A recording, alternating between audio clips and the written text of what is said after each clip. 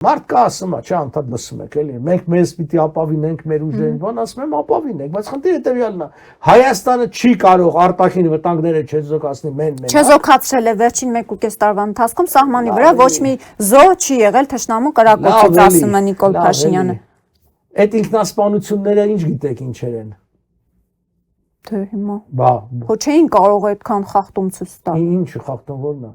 Նայ, կրակոցները կան, հարցը չէ, ասեն մինչև հունիս չի, բնականա չեն կրակի։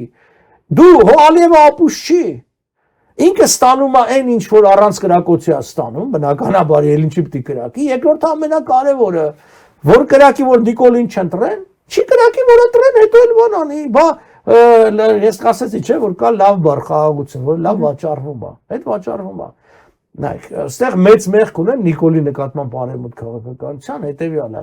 բաները, դեսպանատները շատ սուբյեկտիվ են։ Իրենց համար ռուսական ազդեցության թուլացումը շատ ավելի կարևոր է,